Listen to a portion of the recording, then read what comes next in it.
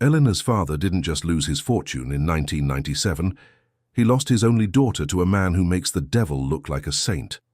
Julian Vane, the most feared name in the London Underground, didn't come to Italy for land or gold. He came to collect the one thing Marco Rossi had left, Elena. For 10 years, Julian took what he wanted through violence, but for his future virgin wife, he planned a different kind of conquest. He cornered her in the shadows of the library and made a dark promise that she would be the one begging him not to stop before the night was over. Elena was supposed to be his prisoner, a mere transaction in a blood debt, but she was about to become the queen of his empire. The air in the coastal villa was heavy, thick with the scent of overripe lemons and the salt of the Mediterranean Sea. It was June 12, 1997, a day when the heat seemed to trap everything in a shimmering, breathless cage.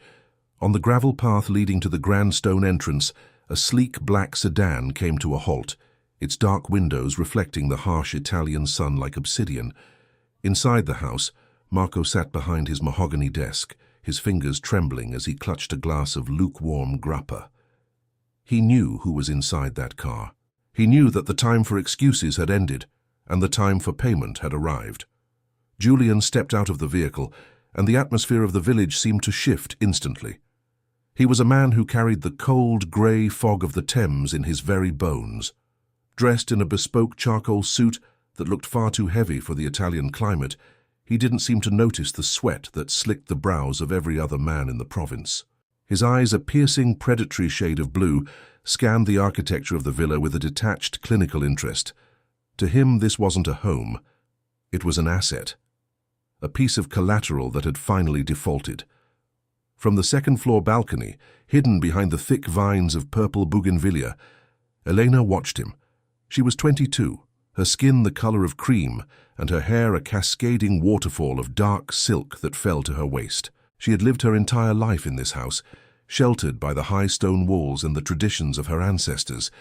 She was the pride of her father, a woman whose innocence was guarded like the most precious of jewels. But as she looked down at the man stepping onto the gravel, a strange, terrifying shiver raced down her spine, despite the sweltering heat. He looked like a wolf who had walked into a garden of lilies, and for the first time in her life, Elena felt the weight of a gaze she couldn't see. Julian entered the house without knocking. His footsteps were heavy and rhythmic on the marble floors, echoing through the hallways like the ticking of a doomsday clock. He reached the study, pushing the heavy oak doors open with a casual strength that made Marco jump. "You're late, Marco," Julian said, his voice a low, gravelly baritone that carried the sharp edge of a London street corner. He didn't wait for an invitation to sit. He leaned against the edge of the desk, looming over the older man. "I don't like waiting. In my world, time is the only currency I can't replenish." "Julian, please," Marco stammered, his voice cracking. "The shipments, the delays at the docks. I just need another month, 30 days. That's all I ask." The interest is irrelevant," Julian interrupted, his eyes narrowing. "We are beyond numbers now. You've had 3 years to settle the principal. You've used my money to maintain this lifestyle, to keep this villa, to buy those silk shirts you're sweating through. I'm not here for a check, Marco. I'm here for the collateral we discussed in the shadows of the London docks 5 years ago." Marco's face went pale, a sickly shade of grey that made him look a decade older. "You can't be serious. She's my daughter. She has nothing to do with our business." At that moment, the door to the study creaked open. Elena had been unable to stay away. She stood in the doorway, her white linen dress clinging slightly to her curves in the humidity. She looked at her father, then at the stranger. Julian turned his head slowly, his gaze raking over her with a slow, deliberate intensity that felt like a physical touch. He didn't look at her with lust, not yet, but with the cold satisfaction of a collector finding a rare, priceless artifact. "Elena," her father whispered, his voice full of shame, "go back to your room." She didn't move. Her heart was hammering against her ribs like a trapped bird. "Who is this man, Papa?" Julian stood up, closing the distance between them in 3 long, predatory strides. He was much taller than her, his presence so commanding that it seemed to swallow the light in the room. He stopped just inches away, and Elena could smell him. Expensive tobacco, a hint of rain, and a masculine scent that was dangerously intoxicating. He reached out, his gloved hand hovering near her jaw, before he gently tilted her chin up with 2 fingers. The leather was cool against her heated skin, a stark contrast that made her breath hitch. "I am the man who owns this house, Eleanor," Julian said, his voice dropping to a whisper meant only for her. "And everything inside it." Elena stared into his eyes, searching for a sign of cruelty or mercy, but she found only a vast, unwavering resolve. She felt a surge of defiance, her Italian blood boiling. "My father owes you money, not my life. I am not a piece of furniture you can claim." Julian's lips thinned into a ghost of a smile, one that didn't reach his cold eyes. He leaned closer, his chest nearly brushing against her breasts. She could feel the radiating heat of his body, a furnace beneath the fine wool of his suit. "You are exactly what I came for. Your father made a promise when he was desperate, and I am a man who holds people to their word. You see, Elena, a debt this large can only be paid in blood or in a lifetime of service." He let his fingers slide down her neck, the rough texture of the leather dragging slowly over her sensitive skin, leaving a trail of fire in its wake. Elena wanted to pull away, to scream, to run into the safety of the village, but her legs felt like lead. There was a magnetic pull to him, a darkness that called to something hidden deep within her own soul. "You are coming with me," Julian continued, his voice as smooth as velvet. "You will be my wife. You will carry the name that men in London whisper with fear, and in exchange, your father stays alive. He keeps his villa. He keeps his dignity. It's a small price for a daughter's hand, don't you think?" Elena looked at her father, who was now weeping silently, his head in his hands. The realization hit her with the force of a tidal wave. This wasn't a nightmare she would wake up from. This was her new reality. She was being traded to a gangster from a world she didn't understand, a man who looked at her as if he already knew all her secrets. Julian stepped back, giving her space, but the air still felt thin. He pulled a gold pocket watch from his vest, checking the time with a flick of his thumb. "We leave for the city on the 15th. You have 3 days to say your goodbyes to this life. From that moment on, your world begins and ends with me." He turned back to Marco, his expression returning to that of a bored businessman. "See that she is packed. Only the essentials. I'll provide the rest. I prefer my possessions to be dressed in a way that suits my taste." As Julian walked out of the room, he paused beside Elena one last time. He didn't touch her, but he leaned in so close she could feel his warm breath against her ear. "Don't bother trying to run, little bird. I've already bought the sky you fly in." The sound of his boots faded down the hallway, leaving Elena standing in the center of the room, the silence echoing with the finality of a prison door slamming shut. She looked out the window as the black car roared back to life, disappearing down the dusty road. The sun was still shining, the lemons were still fragrant, but for Elena, the light of her world had just been extinguished by a man with cold blue eyes and a heart made of London stone. She knew with a terrifying certainty that her life as she knew it ended on this very afternoon. The morning of June 13th, 1997, arrived with a relentless sun that seemed to bleach the very colors from the Italian landscape. In the villa of the Rossi family, the atmosphere had shifted from one of quiet elegance to a suffocating stillness. The servants moved through the corridors like ghosts, their footfalls silent on the terracotta tiles, their eyes cast downward. They knew that the man from London had stayed the night in the guest wing, and his presence felt like a dark stain on the white plaster walls. Eleanor had not slept. She had spent the night sitting by her window, watching the shadows of the olive trees dance in the moonlight. Every creak of the old house had made her heart leap, half expecting the heavy, rhythmic tread of Julian's boots at her door. But he hadn't come. Instead, he had allowed the silence and the anticipation to do his work for him, a psychological siege that left her exhausted and frayed by dawn. When she finally descended the grand staircase, she found him already in the dining room. The long oak table, which usually held the warmth of family breakfasts, now felt cold and formal. Julian was seated at the head, the seat that had belonged to her father for 30 years. He was reading a British newspaper. a cup of black espresso untouched beside him. He wasn't wearing his suit jacket today. His white shirt was unbuttoned at the collar, the sleeves rolled up to reveal forearms corded with muscle and marked by a faded, jagged scar that disappeared beneath his watch. "You're late for your own breakfast," Julian said, not looking up from the page. His voice was like a low hum of electricity in the quiet room. "I didn't realize I was on a schedule in my own home," Elena replied, her voice trembling slightly despite her attempt at defiance. She took a seat at the far end of the table, as far from him as possible. Julian folded the newspaper slowly, his movements precise and deliberate. He looked at her then, his blue eyes tracking the way her fingers twisted the lace of her napkin. "Everything is on a schedule now, Eleanor.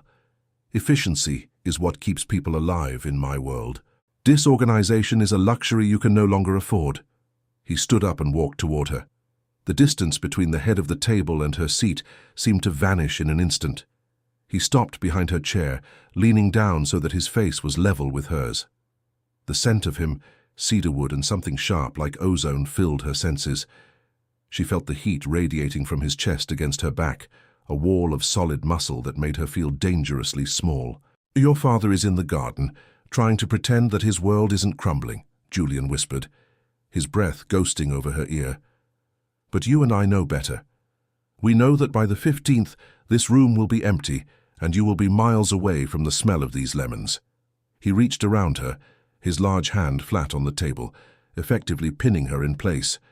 His other hand moved to her shoulder, his thumb stroking the bare skin just above the strap of her sundress. The contact was electric. His skin was warm, his touch possessive and heavy. Elena felt a traitorous flush creep up her neck. She hated him for what he was doing to her family, yet she couldn't deny the raw, masculine power he exerted. "Why are you doing this?" she asked, her voice barely a whisper. "You could have taken the land. You could have taken the business." "Land is static. Business is boring," Julian said, his fingers moving to the nape of her neck, tangling slightly in the stray curls of her dark hair. He applied a gentle, firm pressure, forcing her to lean back against him. The intimacy of the gesture was overwhelming. "I wanted something that had been cultivated with care, something pure that hasn't been touched by the filth of the streets I grew up on. You are the only thing your father has that is actually worth the millions he owes me." He leaned closer, his lips inches from her jaw. Elena's breath hitched, her heart thundering so loudly she was sure he could feel it through her spine. "I've spent 10 years taking what I want through violence and fear. With you, I want to see if I can take it through something else. I want to see how long it takes for you to realize that you belong exactly where I put you." His hand slid down her arm, his palm dragging slowly over her skin, creating a trail of friction that made her shiver. He caught her wrist, his grip firm but not painful, and lifted her hand to his lips. He didn't kiss her fingers. Instead, he bit the soft flesh of her palm, a sharp, sudden nip that made her gasp. "You have 3 days left of being a Rossi," he said, his eyes locking onto hers with a terrifying intensity. "Use them to pack. I've looked through your wardrobe. Most of it is fit for a schoolgirl, not the wife of a man like me. Throw it away. I have already arranged for a dressmaker from Milan to arrive tomorrow morning at 9. You will be dressed in a way that commands respect." "I don't want your clothes," Elena hissed, pulling her hand back. "You don't have a choice," Julian replied, his voice hardening. "You are my investment now, and I always protect my investments. If you fight me on the small things, I will make the big things very difficult for your father. Do we understand each other?" Elena looked toward the window where she could see her father sitting on a stone bench, his head bowed in defeat. The weight of her responsibility crushed the air from her lungs. She looked back at Julian, the man who had walked into her life and claimed her as if she were a piece of silver. "Yes," she said, the word tasting like ash. "Good," Julian said, his expression softening into that dark, predatory half-smile. "Now, eat. You look pale, and I don't like my prizes looking fragile." He turned and walked out of the room, leaving her alone with the cold espresso and the ghost of his touch still burning on her skin. For the rest of the day, Julian was a constant, looming presence. He spent hours on the telephone in her father's study, speaking in a rapid-fire English slang that sounded like a foreign language. He dictated orders, moved assets, and orchestrated lives from 1,000 miles away, all while sipping the local wine, as if he had lived there forever. As the sun began to set on the 13th, turning the sky into a bruised purple, Elena found herself drawn to the library. It was the only room where she felt she could breathe. But as she reached for a leather-bound volume of poetry, a hand reached over her shoulder and snatched it first. Julian was standing so close that she was backed against the mahogany shelves. The library was dim, the only light coming from the dying embers of the sunset. He opened the book, his eyes scanning the Italian verses. "Love is a smoke raised with the fume of sighs," he quoted in a low voice, his English accent making the words sound heavy and dangerous. He closed the book with a soft thud and leaned one arm on the shelf beside her head, trapping her. "Is that what you believe in, Elena? Sighs and smoke?" "I believe in loyalty," she said, looking up at him. The shadows played across his face, emphasizing the sharp line of his jaw and the coldness of his eyes. "Something you wouldn't understand." Julian laughed, a dry, humorless sound. He reached out, his hand cupping her cheek. His skin was rougher than she expected, the calluses of a man who had used his hands for more than just signatures. He ran his thumb over her lower lip, pulling it down slightly, exposing the pink softness beneath. "Loyalty is just another word for a debt that hasn't been paid yet," he whispered. He leaned in, his face inches from hers. Eleanor felt the world narrowing down to the heat of his body and the intensity of his gaze. She expected him to kiss her, her body tensing in a mix of dread and a dark, confusing hunger. But he pulled away at the last second, his fingers lingering on her lip. "Don't get too comfortable in your books, Elena. The real world is coming for you on the 15th, and it's much louder than poetry." He walked away, leaving her in the darkening library. As the stars began to poke through the Italian sky, Elena realized with a jolt of terror that she wasn't just afraid of what Julian would do to her family. She was afraid of what he was doing to her. The cage was closing, and the bars were starting to feel like they were made of silk and fire. The morning of June 14th, 1997, broke with a heavy golden light that spilled across the tiled floors of the villa. It was the final full day of Elena's life as she knew it. The air was thick with the scent of jasmine and the unspoken dread of the coming departure. True to his word, Julian had orchestrated the arrival of a renowned dressmaker from Milan, a sharp-featured woman named Signora Valli, who arrived with 3 assistants and several trunks of silk, lace, and velvet. Julian did not retreat to the study or the garden as a traditional suitor might. Instead, he sat in a high-backed velvet chair in the center of the grand drawing room, a glass of amber liquid in his hand, watching the proceedings with the detached focus of a general reviewing his troops. Eleanor stood on a low wooden pedestal, stripped down to her thin silk slip, feeling exposed under the twin gazes of the dressmaker and the gangster. "This one is too modest," Julian said, his voice cutting through the quiet chatter of the assistants. He pointed a long finger at a high-necked lace gown. "She is not a nun, Signora. She is my wife. I want her skin to breathe. I want people to know exactly what they are forbidden to touch." Signora Valli nodded fervently, pulling a deep emerald silk dress from the trunk. It was backless, with a neckline that dipped dangerously low and thin straps that looked as though they might snap with a single breath. Elena felt a flush of heat rise to her cheeks. "I won't wear that," she stated, her voice shaking. It's indecent." Julian stood up, the ice in his glass clinking softly. He walked toward the pedestal, his presence immediately making the large room feel small. He gestured for the dressmaker to step aside. He reached up, his large warm hand settling on Elena's waist. The contrast between his dark, calloused skin and the pale silk of her slip was startling. He didn't just touch her, he gripped her, his fingers sinking into the soft curve of her hips, asserting a physical claim that made her breath hitch in her throat.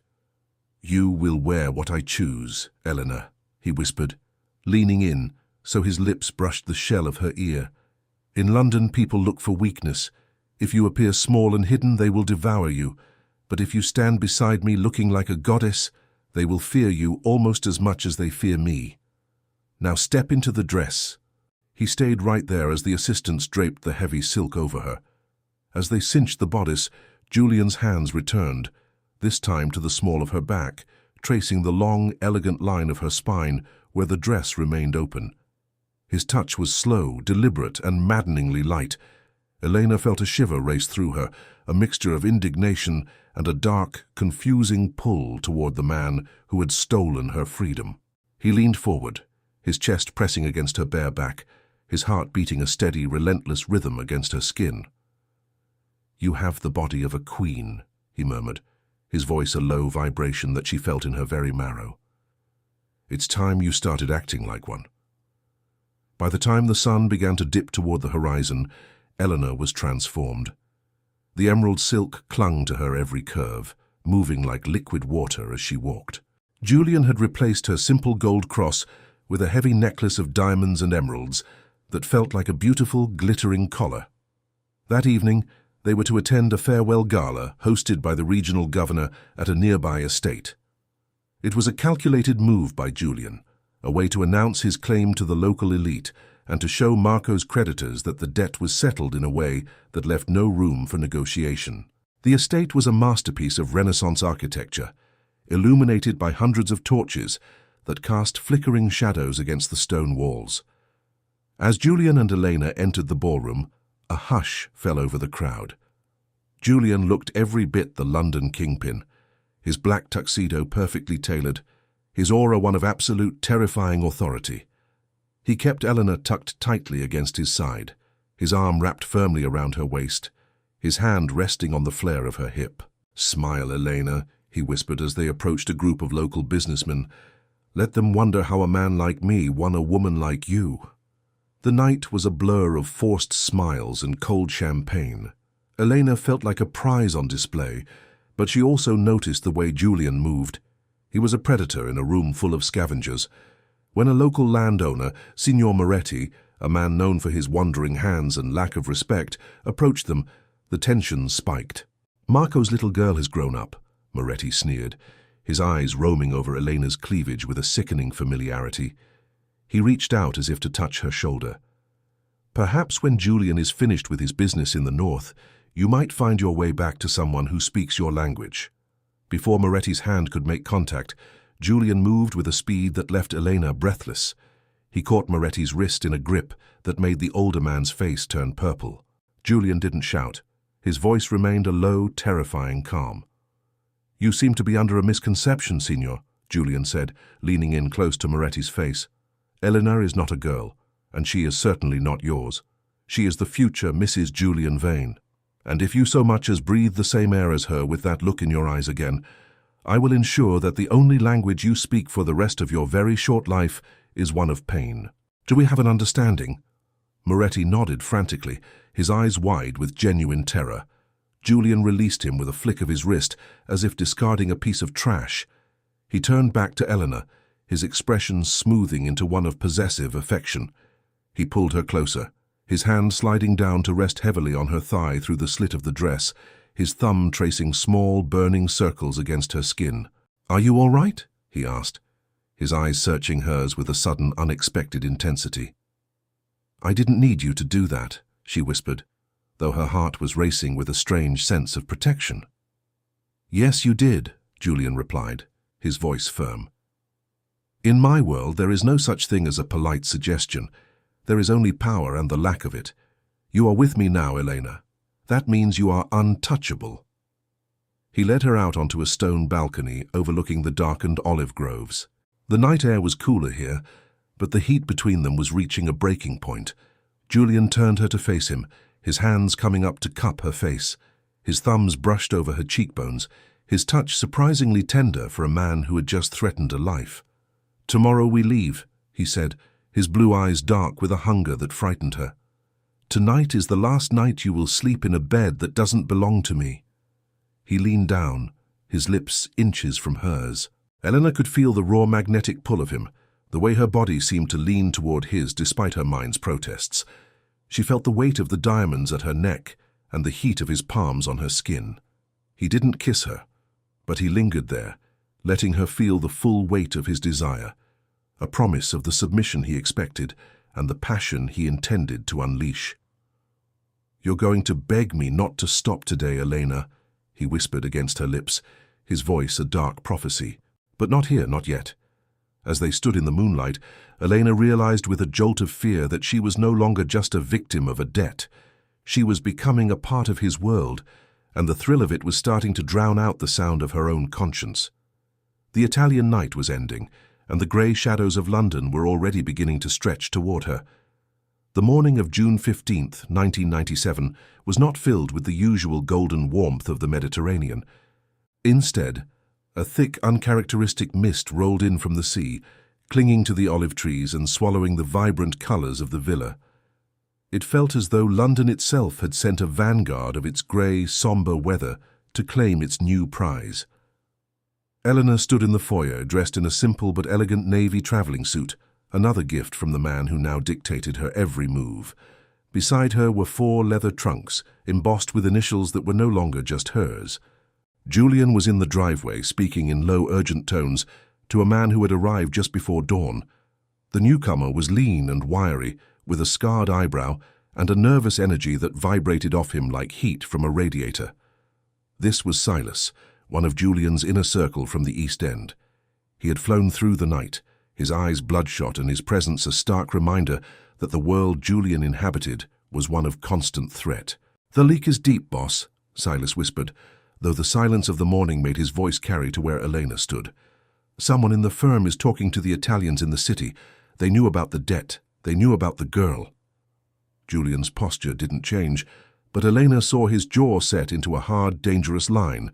He reached into his pocket and pulled out a silver cigarette case, lighting one with a steady hand. He took a long drag, the smoke curling around his face like a shroud. "We leave in 10 minutes. If there's a leak, we'll plug it when we reach the docks. No one touches what is mine, Silas, not in London, and certainly not here." Elena felt a cold knot of dread tighten in her stomach. She turned away from the door, seeking a moment of peace in the library before they were whisked away. But as she passed the heavy oak door leading to the cellar, she heard a muffled, rhythmic sound, a thud, followed by a low, pained groan.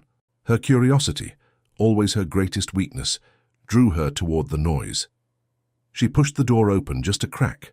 The cellar was dimly lit by a single, flickering bulb. In the center of the room, a man was tied to a wooden chair, his face a mask of blood and bruises. He was one of the local workers her father had employed for years. Standing over him was one of Julian's guards, but it was Julian himself who stepped into the light. He wasn't wearing his suit jacket. His white shirt was splattered with crimson, and his knuckles were raw. "I'll ask you one more time," Julian said, his voice a terrifying, quiet rasp that chilled Elena to the bone. "Who paid you to watch the gates? Who told them she was leaving today?" The man on the chair sobbed, a broken, desperate sound. "I didn't. I have a family, Signor." Julian didn't hesitate. He grabbed the man by the hair, forcing his head back with a brutal efficiency that made Elena gasp. She accidentally pushed the door further, the hinges letting out a faint, traitorous squeak. Julian's head snapped toward the sound. His eyes, usually cold and calculating, were now burning with a raw primal ferocity. He saw her. Elena froze, her breath trapped in her lungs. For a heartbeat, the man she had danced with, the man who had touched her with such calculated sensuality, was gone. In his place was a monster. She turned and ran, her heels clicking frantically on the marble floors, her heart hammering against her ribs like a trapped bird. She made it back to the foyer, gasping for air, her hands trembling so violently she had to grip the back of a chair to stay upright. A moment later she felt a presence behind her. She didn't need to turn around to know who it was. The scent of tobacco and copper followed him like a shadow. "You shouldn't have been looking, Elena," Julian said. His voice was no longer the roar of the monster in the cellar. It was back to that smooth, dangerous velvet. He stepped around her, his movements fluid and predatory. He reached out, his hand settling on her shoulder. She flinched, but he didn't let go. He used his other hand to tilt her face up toward his. His knuckles were indeed bruised, and a small smudge of blood was on his cheek.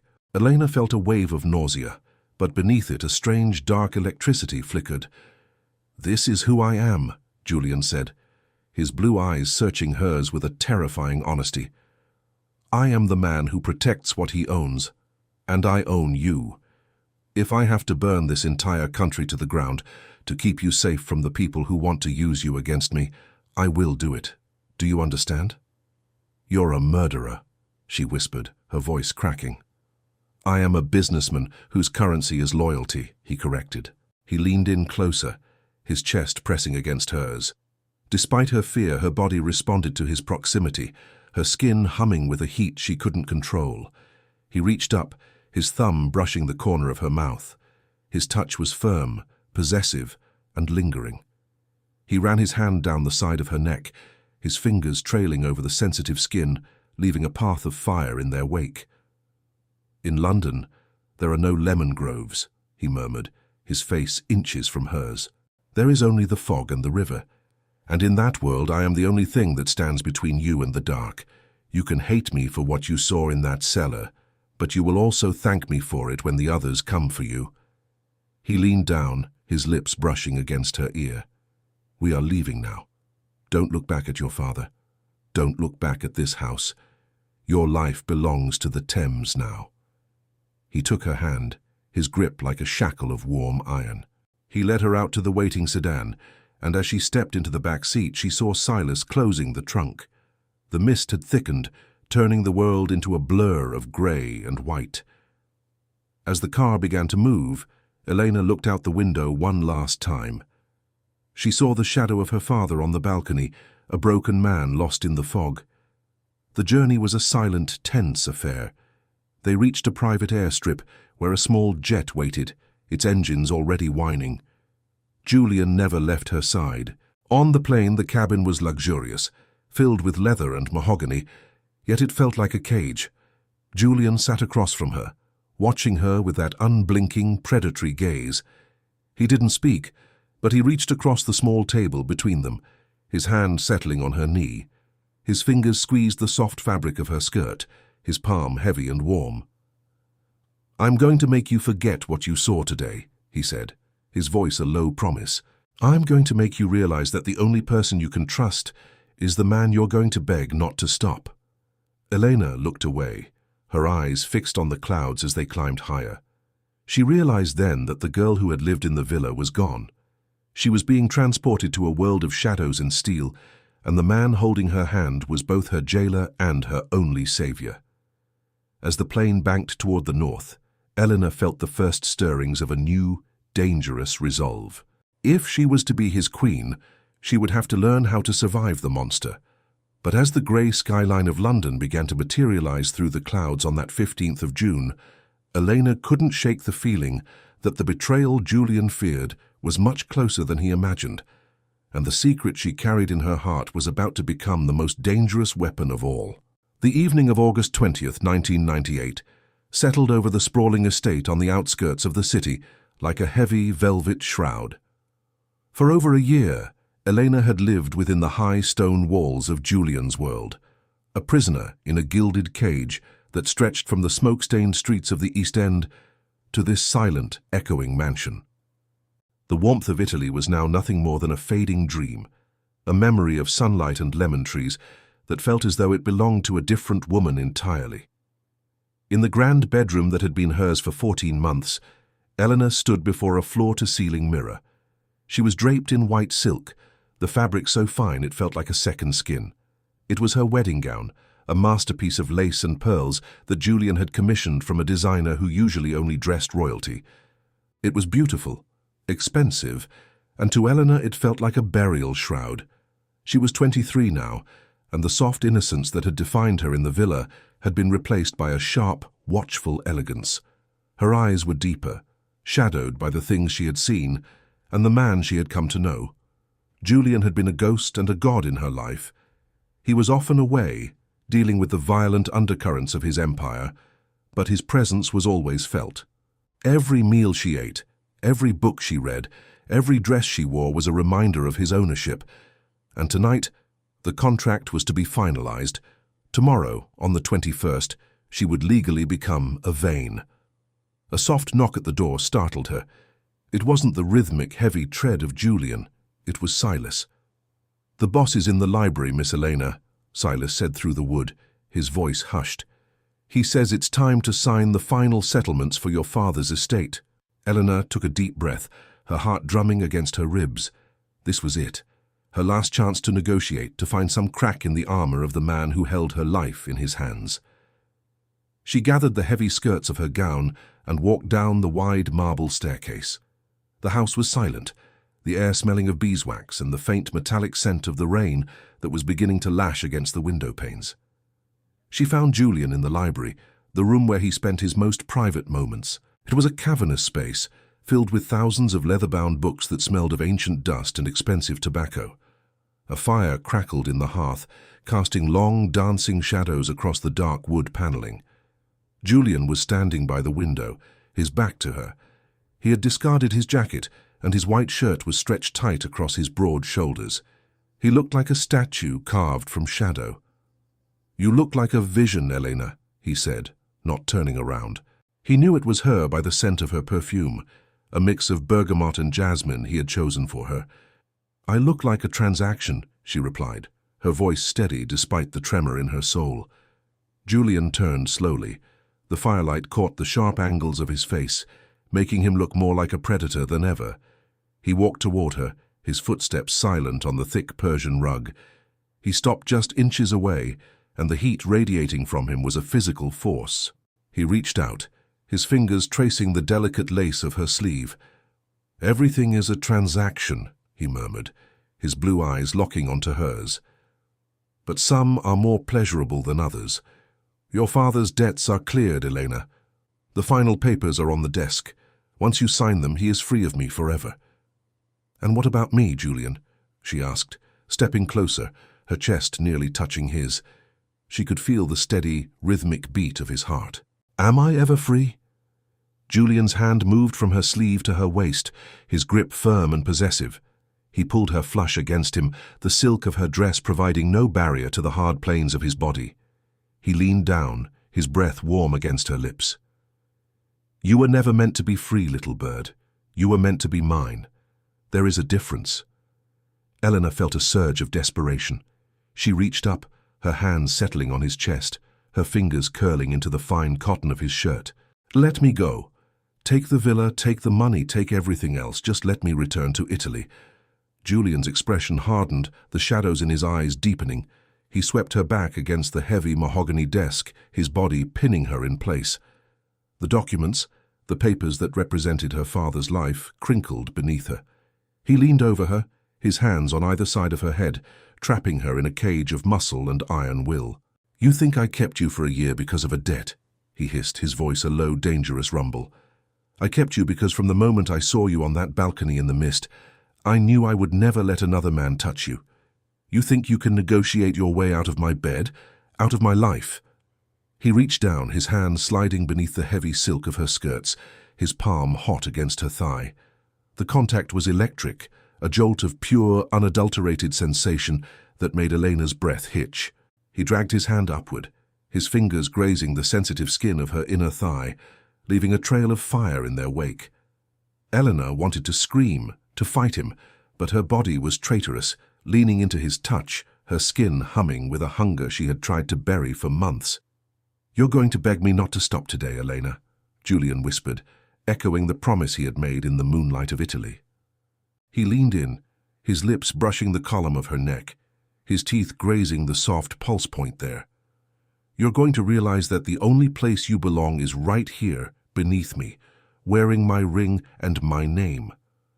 Elena felt the world narrowing down to the scent of him and the weight of his body.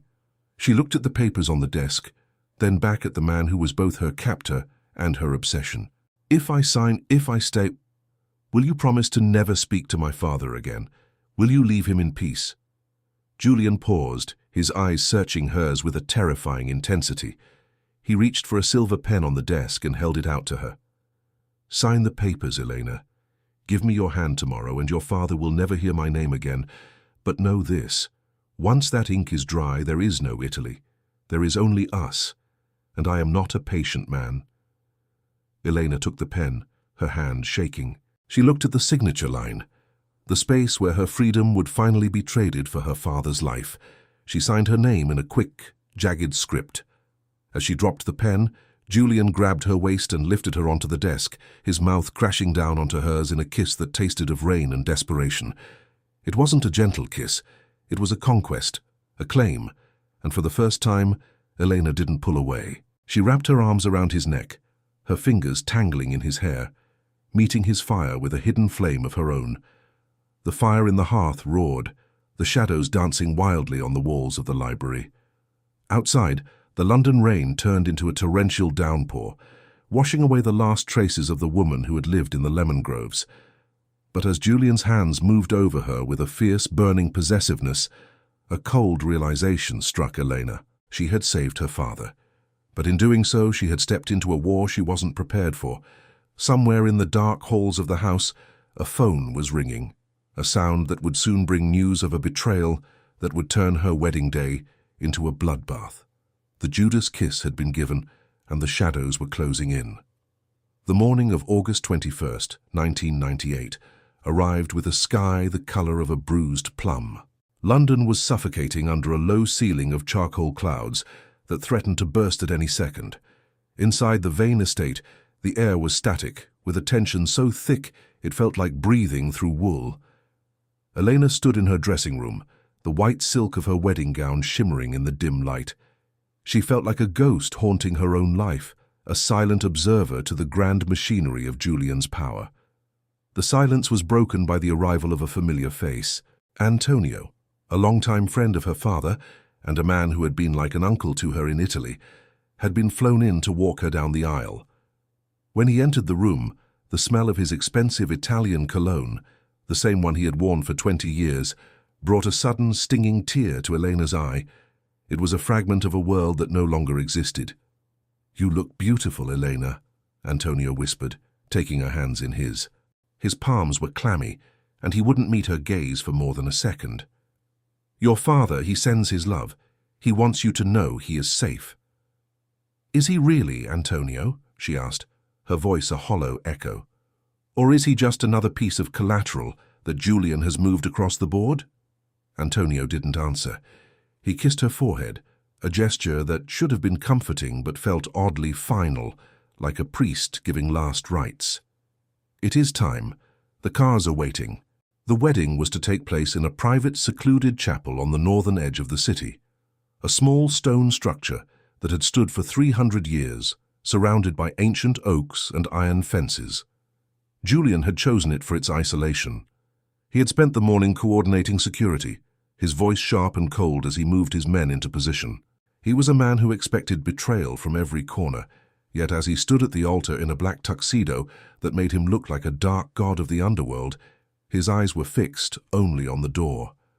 When Elena appeared, the first drops of rain began to fall, tapping against the stained glass windows like skeletal fingers. She walked down the aisle on Antonio's arm, but her eyes never left Julian's. He looked lethal, his presence so dominant that the small chapel seemed to shrink around him. As they reached the altar, Antonio handed her over to Julian. The moment their hands met, a spark of pure, unadulterated heat raced through Elena's body. Julian's grip was firm, his thumb tracing a possessive line across her knuckles.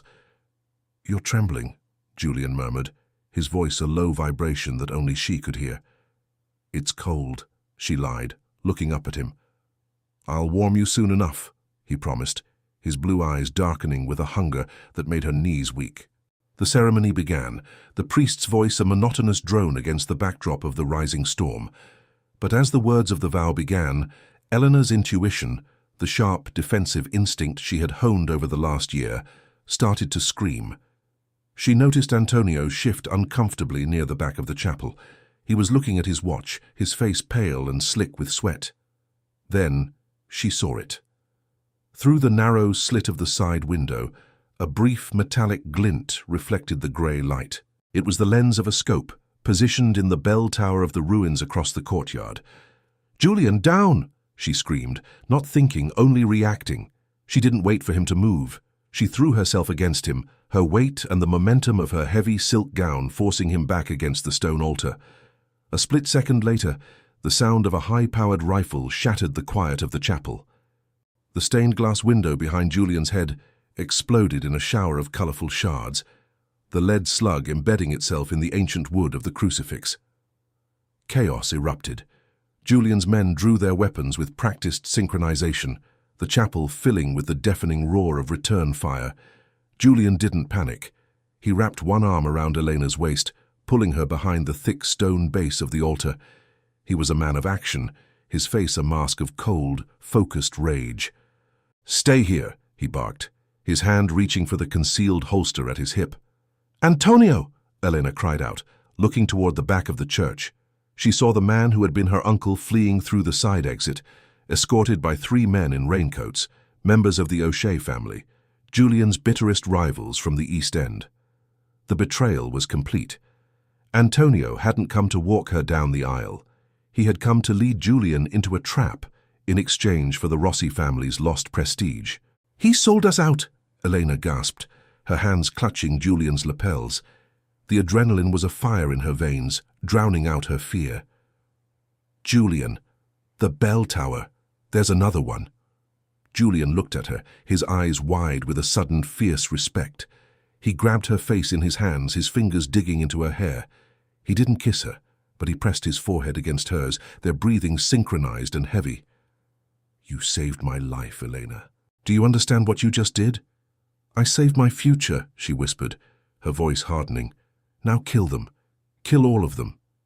Julian let out a low, dark laugh that sent a shiver of terrifying pleasure down her spine. He stood up, using the altar as cover, and began to orchestrate the counterattack. The chapel became a tomb of smoke and gunfire.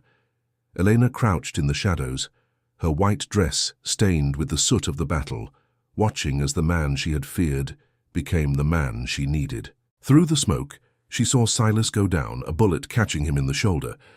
The O'Shea gunmen were closing in on the main entrance. Julian was pinned down, his ammunition running low.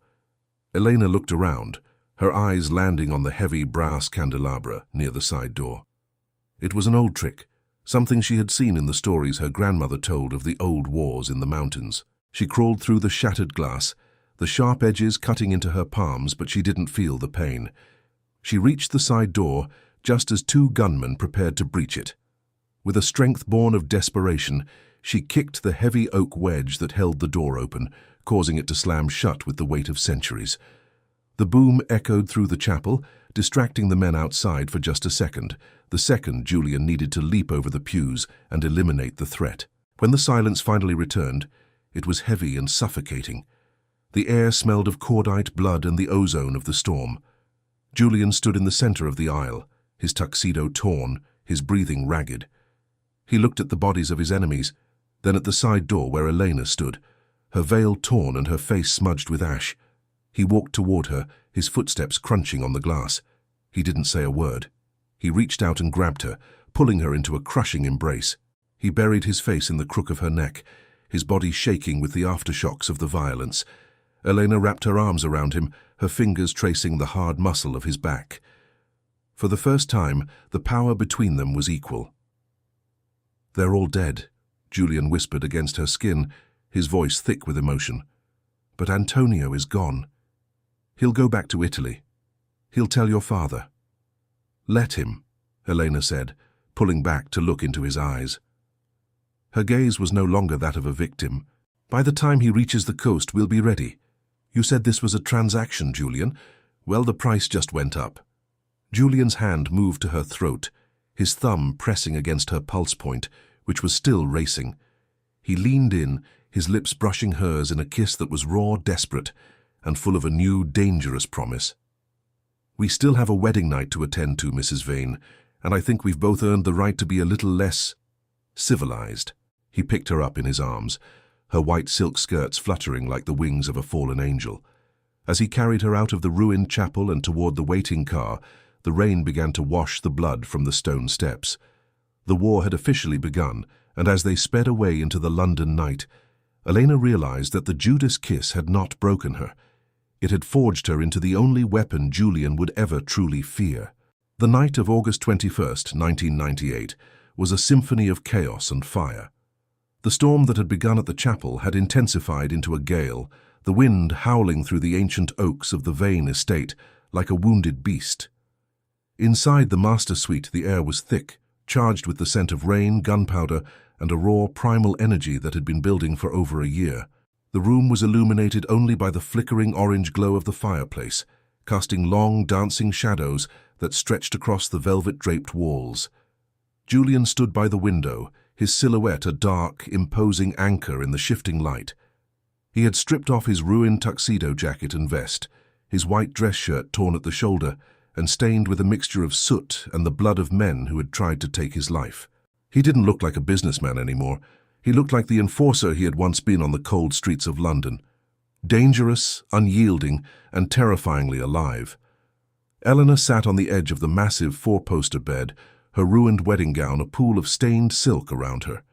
She had removed her veil, and her dark hair fell in wild, tangled waves over her shoulders. She watched him, her breath hitching in her chest. The adrenaline from the chapel hadn't faded. It had transformed into something else, a heavy, pulsing hunger that made her skin feel too tight for her body. "You're still bleeding," she said, her voice a low, steady vibration in the quiet room. Julian turned slowly. The firelight caught the sharp, predatory line of his jaw and the icy blue of his eyes. He walked toward her, his movements fluid and silent, the carpet swallowing the sound of his footsteps. He stopped just inches away, the heat radiating from his body like a furnace. He reached out, his hand settling on the side of her neck. His thumb traced the line of her jaw, his touch heavy and possessive. "It's nothing," he murmured, his voice a gravelly rasp. "I've had worse from men half as desperate as the O'Sheas." He leaned down, his face inches from hers.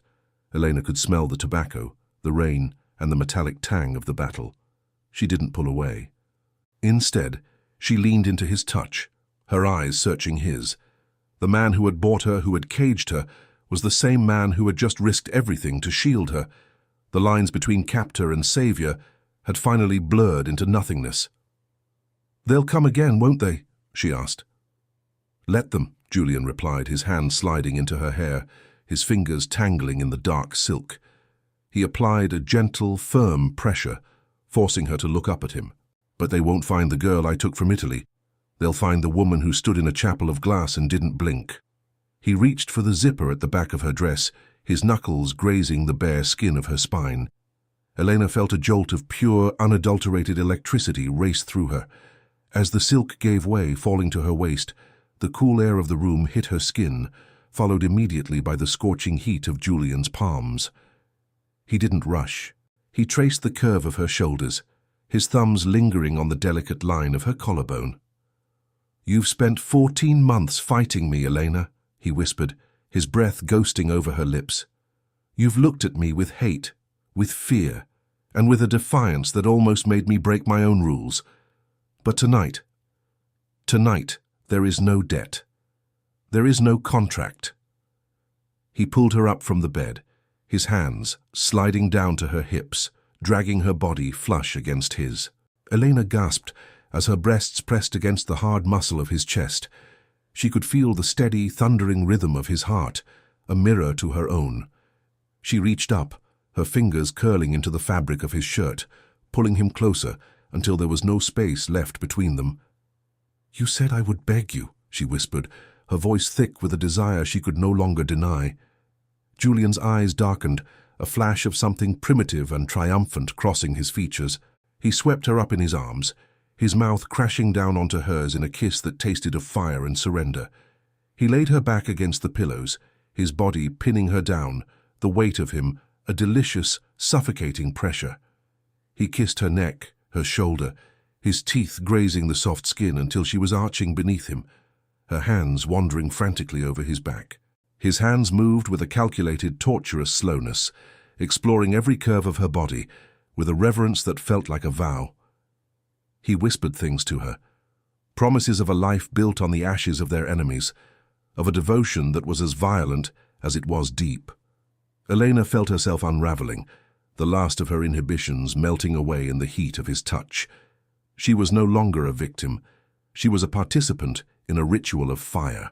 "Julian, please," she breathed, her fingers digging into his shoulders as the tension reached a breaking point. He pulled back just an inch, his eyes locked onto hers. "Please what, Elena? Tell me exactly what you want." She looked up at him, her chest heaving, her skin flushed and shimmering in the firelight. She realized then that she didn't want the lemon groves or the quiet life in Italy. She wanted this man. She wanted the danger, the power, and the dark, consuming love he offered. "Don't stop," she whispered, the words a jagged plea. "I'm begging you, don't stop." Julian let out a low, guttural sound of satisfaction, his lips returning to hers. But just as the world began to fade into a blur of sensation, the heavy, rhythmic thud of a distant explosion shook the floorboards. The windows rattled in their frames, and the faint, high-pitched whine of an alarm began to scream from the gatehouse. Julian froze. His body went rigid, the predator instantly overriding the lover. He rolled off her, reaching for the handgun he had placed on the nightstand. His face was a mask of cold, lethal focus. "They're inside the perimeter," he said, his voice dropping to a terrifyingly calm whisper. Eleanor sat up, her heart hammering for a different reason now. She didn't reach for her dress. She reached for the spare clip of ammunition Julian kept in the drawer. She stood beside him, her hair wild and her eyes burning with a new, dangerous light. "The O'Sheas?" she asked, her voice steady. "And whoever Antonio told them where to find us," Julian replied. He looked at her, a fierce, dark pride shining in his eyes. He handed her a smaller, compact pistol from the safe beneath the bed. "Can you do this, Elena? Can you stand beside me one last time tonight?" Elena took the weapon, the cold steel a familiar weight in her hand. She looked at the door, then back at the man who had become her world. "I told you, Julian. The price went up. I'm not losing what I just found." The sound of boots on the grand staircase echoed through the hallway. The final confrontation had arrived. Together, they moved toward the door, two shadows in a house of secrets, ready to face the storm that was no longer just outside their windows. The night of the vow had become a night of survival, and as they stepped into the hallway, Eleanor knew that whether they lived or died, they would do it as equals. The morning of August 22nd, 1998, rose over London not with the grey gloom of the previous days, but with a sharp, piercing clarity. The storm had passed, leaving the estate gardens littered with broken branches and the heavy, metallic scent of spent shell casings. Inside the Vane mansion, the silence was no longer heavy with dread. It was the quiet of a battlefield after the victor had been decided. The midnight confrontation had been brief and brutal. Julian and Elena had moved through the darkened corridors, like two halves of a single lethal machine.